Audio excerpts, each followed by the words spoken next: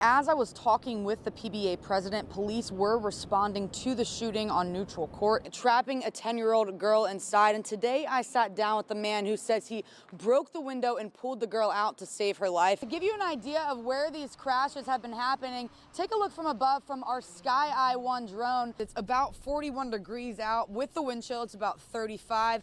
The wind is definitely picking up since we've been out here. I'm here at Claudia Tenney's election watch party. It really looks like any other normal election night here, although there is social distancing and everyone is required to have their temperature taken. The wind is very strong here in front of Lake Ontario. It's blowing me really all around here. It's not your typical performance. Instead, it's one put on by Mother Nature. Right now we're going about 4.5 miles per hour, and as you can see, there is no white water in our wake. These 2 plows, plus the 10 new ones, should be operating in the city of Syracuse for at least 15 years. It feels great, but I have to say, in some of these more shallow areas, because it's been so hot the past several days, the water is actually pretty warm. I'm gonna be honest with you, I have my takeout order ready to go right here, so I'm gonna send it back to you. I'm gonna go ahead and turn it on. Now I match them and it looks like I'm ready for the competition to get started. Woo! One more time. Reporting live in Clinton Square, I'm Olivia Dance, and clearly I can't dance very well, but thank you, Hannah. Michael, fearless and independent, that's how Connie Torrey's family describes her, and it's what they'll hold on to as they learn more about her tragic death. I think I got the urge to travel from my father. I'm quite sure. That's the voice of world traveler and retired teacher Connie Torrey in an interview she did years ago. The 93-year-old lived an extraordinary life, traveling to all 7 continents, but always found her way back to Syracuse. She loved the north side. That's where she grew up. She liked walking to the libraries. She liked walking to get her groceries, and that was not going to change. Her nephew, Guy Torrey, was one of several family members who attended a news conference announcing an arrest in her murder. I really appreciated the police and district attorney's efforts and just a little bit of narrative on her life, and that was what's important to us. Torrey lived at the Skyline Apartments, a known problem property, and police say she was murdered on February 26 by 23-year-old Victoria Affett. This comes less than 2 months after 84-year-old Eva Fold was killed in her apartment less than 2 miles away. When I think about Connie and Eva, 2 people who devoted their lives, their entire lives, to teaching, to educating, just to loving their fellow man and woman, and to have them leave this earth in that way is heartbreaking to the point that I can't express it in words. Despite their grief, Connie's family says they'll hold on to her independent spirit and remember her most for her fierce love and fearlessness. Women of that generation, she went to college, she traveled by herself. She lived on her own the way she wanted to, and that's, we weren't going to drag her kicking and screaming anywhere else. That's the life she wanted to live. Her nephew tells me he'll miss all the stories she told about her travels, and when asked if they've gotten closure, he said yes. Reporting live in Syracuse, I'm Olivia Dance. Well, Michael, it's been a sunny, warm, and beautiful day. I hope everyone's gotten the chance to enjoy it a little bit. We're here at Fifi's, which has been busy all day. You can see there's still a line now, and the people I've spoken to here are ready for summer. And the line's been long since I've been here for the last 3 hours as people are enjoying the spring weather. On top of the warmth, COVID restrictions on gatherings eased up today. Residential gatherings can now have 25 people, and non-residential venues expanded from 100 to 200 people. If you do attend an event, you will have to show proof of a negative COVID test. And some venues, like Beacon Skiff, have already announced their first concert of the season. And many people are looking forward to having some fun this summer. Go to the beach and stuff, we want to go to Darien Lake this summer, me and my daughter and the kids, and we travel, stuff like that, if we can, this summer. I'd go. I mean, I'm fully vaccinated, and especially if it's outside and people are distanced, I would definitely go to a concert. We missed out last year, so yeah. With vaccines being rolled out and restrictions easing up, those plans just might be possible this summer. And one of my favorite things to do when the weather is warmer is to get ice cream. Michael, I have mine right here. It is cookie dough, my all-time favorite flavor. And I got to ask you, what is your go-to ice cream flavor? Oh, cookies and cream.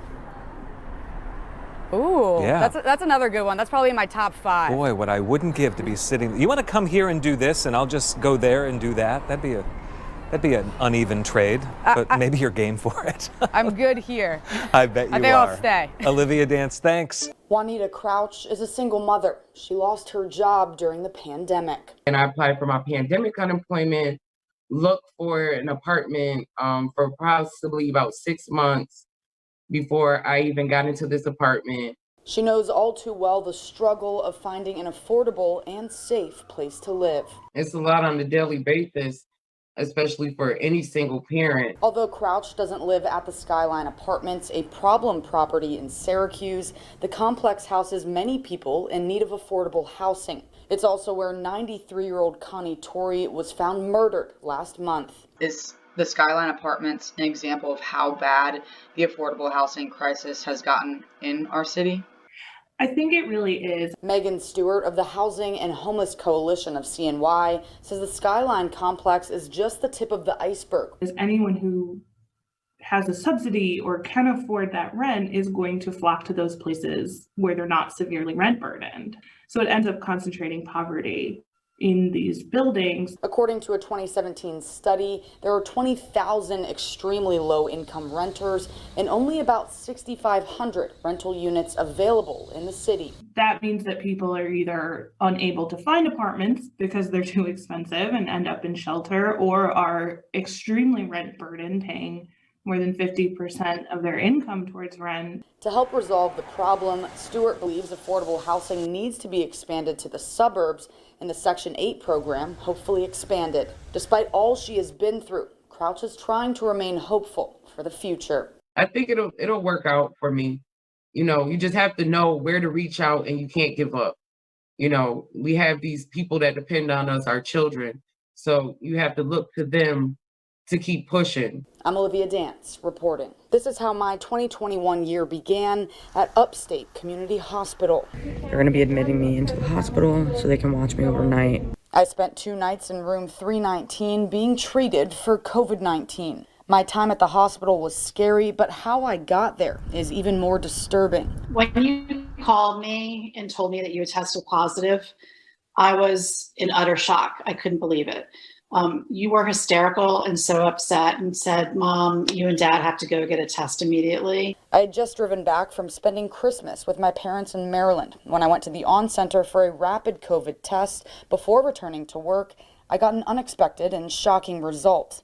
I was positive. I was just in disbelief because I thought we had done everything right. 2 weeks prior to going home, I requested to work remotely to minimize any possible exposure. I tested negative twice in the days before I traveled home.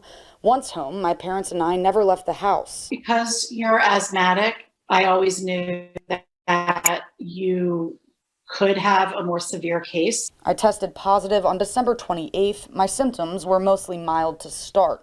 I was exhausted, had headaches and achiness, and eventually lost my smell. Because of my asthma, I had been monitoring my oxygen levels through an oximeter, which is what alerted me there was an issue. It's a device that anyone can buy online. You'd been taking your oxygen readings, and you told me that it had dipped into the 80s and it wasn't coming back. You know, we knew what you had to do. On January 2nd, I woke up and my oxygen was at 82%. A healthy reading should not dip below 94. Dr. Stephen Thomas, chief of infectious disease at Upstate, says dropping oxygen levels is not uncommon for COVID patients and is something they should be monitoring. They're not oxygenating their body appropriately, and they don't even know it because they're not manifesting with like profound shortness of breath, but the organs aren't getting enough oxygen, and at some point there's a tipping point. Yeah, so it's good you had that oximeter. My doctor had me call 911 immediately. The ambulance brought me to Upstate Community Hospital. My oxygen is fine when I'm laying down like this, but when I stand up it drops down to the 80s, which is concerning. Around the same time I was admitted, my mom tested positive. A week later, my dad too. My worst fear throughout the pandemic was coming true. I've never, as a mother, experienced that much anxiety for my child as well as my own health, probably ever. My parents, thankfully, suffered only minor symptoms. It was very, very surprising to both of us that you were the one, with your young age, you're in great condition. in great health, that you were the one that actually ended up in the hospital. I spent 2 nights on the COVID floor of the hospital being treated with a concoction of the antiviral remdesivir, steroids, magnesium, blood thinners, and breathing treatments. Currently getting my final remdesivir treatment. I'll be out of here hopefully very soon. I pass the time through virtual support of family and friends, something I recommend for anyone as it can be a very isolating experience. After 48 hours of fear, some good news. The doctor said I'm able to be discharged today. My time at the hospital was made easier by the hardworking and caring staff at Upstate. The resilience of these folks is really impressive to me. A lot has been asked of them for a very long period of time. I saw firsthand how crowded the hospital was and how busy the staff are, but they never showed it. All of the staff here at Upstate have been absolutely amazing. I also saw what happens when a COVID patient is released from the hospital. And it's true. All the nurses line up along the hallway and clap as Here Comes the Sun plays over the speakers. But as they clapped for me, I felt like I should have been the one clapping for them.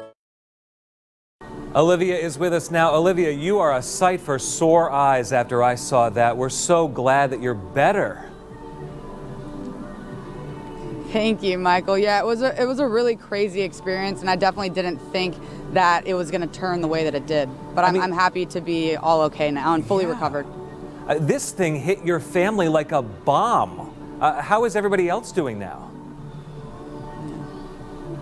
Yeah, so my parents are also, I would say, mostly fully recovered, but something I don't talk about in the story is my mom did have some lingering long haul symptoms, trouble breathing and things like that. But even, she's gotten all of that checked out now and she is feeling better. But I'm fully recovered, but it took all of us individually about a month to get back to full health. So much of the focus has been on older people. You've done the reports and those who are seriously compromised health-wise when we report on COVID. But your story may hit younger people. And when it does, I wonder what you think that they should take away from it.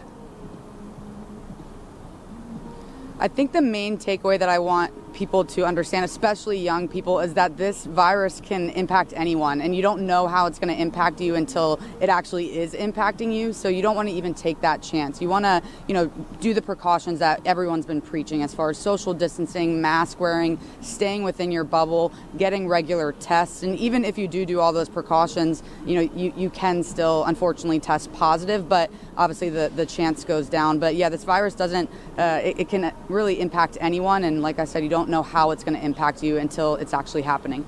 Olivia Dance, back on the job where you belong and no longer in the hospital. I have to say, seeing you with that breathing apparatus, that scared me. I'm so glad you're better. Olivia, thank you.